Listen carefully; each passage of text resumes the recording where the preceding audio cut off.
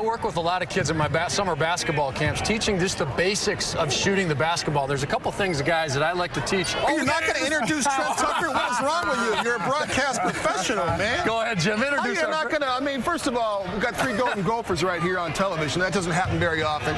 And, you know, Kevin Lynch, you were a pretty good shooter, but Trent Tucker is nice enough to join us. Trent, good to have you on. Thanks for having me, Jim. On the broadcast. You know, Trent is probably the greatest shooter I ever played. I played with 2 of the greatest shooters in the history of the game. Chris Mullin, a lefty, Trent Tucker, a righty. And, you know, you scored the basketball a lot, but this guy was one of the greatest of all time. He filled it up at Williams Arena. How many threes would you have hit if we had the three-point line when you played at Minnesota, Trent? Probably more than half of my shots. Man, I'm telling you, if you guys never saw Trent Tucker play, one of the sweetest, smoothest releases you'll ever see in the history of the game. And so it's a pleasure to have you on, Trent. It's great to have you here. Go ahead, Kevin. Yeah, a couple things. You had to introduce Trent first, man. A couple things about shooting. One thing that I teach young kids is making sure you're placing your hand in the right place on the basketball. A lot of young kids, when they shoot, right, like we all did, put it on each side, and then they talk about the elbow. But if you find this little black dot, that's in the very center of the basketball. You can take your shooting hand, which for me is on my right hand. I want to put my middle finger, all right, right on that black dot. That means my shooting hand is the middle of the basketball, okay? So now your hand is in the right place. Your guide hand can be on the side. Now the second thing is your feet stepping into your shot, which gives you rhythm, it gives you power. So my hand is in the middle, my shooting hand. I'm right-handed, so my right foot is my stepping foot. And you want to step into your shot just with a simple half step, which kind of allows the right side of your body to come forward. So if you want to be someday a three-point shooter, high school, college, or pros, you better learn to do this. Okay, that gives your body rhythm and power as you rise up into your shot. Watch Steph Curry, LeBron James, Karl Anthony Towns, Kevin Durant, the great shooters, when they catch and shoot, are typically stepping with their shooting foot, which allows them to shoot from 20 or 25 feet away.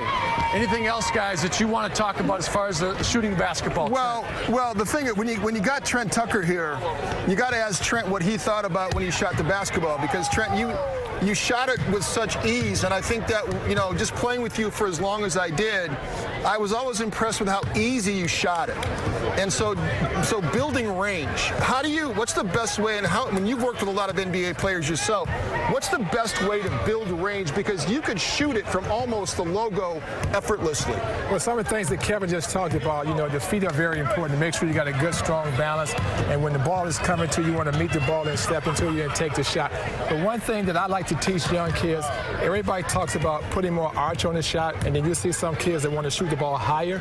But if you want to put more arch on the shot, make sure that the elbow gets above the shoulder. See, now that's one thing I've seen you teach before is the angle of your elbow, getting your elbow up.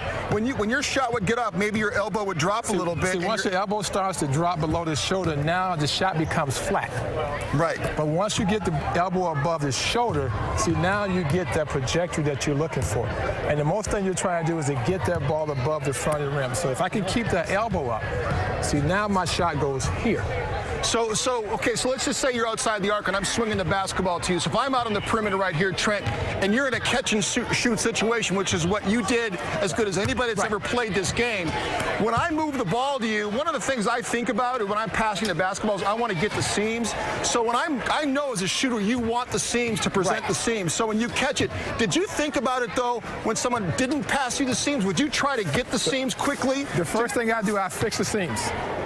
So that's another little technique that great shooters always, when you watch the great shooters, the great shooters catch it, and they're so good, they get it, and they can really just like manipulate the basketball very quickly. Do that again, Trent. Watch him again, Mike, when I throw it to him. Watch how quickly he manipulates the seams to be able to get the basketball into a seam, and it just makes the ball fly truer, and it makes you more confident as a shooter when you get those seams, and also when I'm shooting with the seams, it softens the shot up.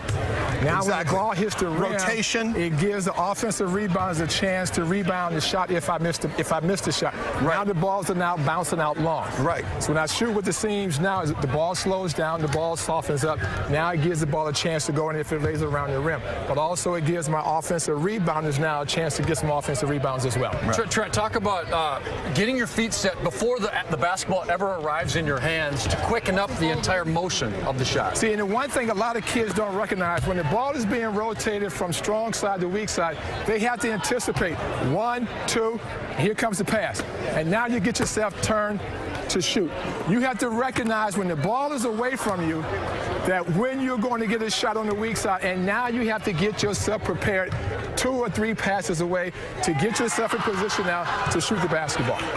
Great stuff, man. Yeah, we got stuff. Trent Tucker on TV.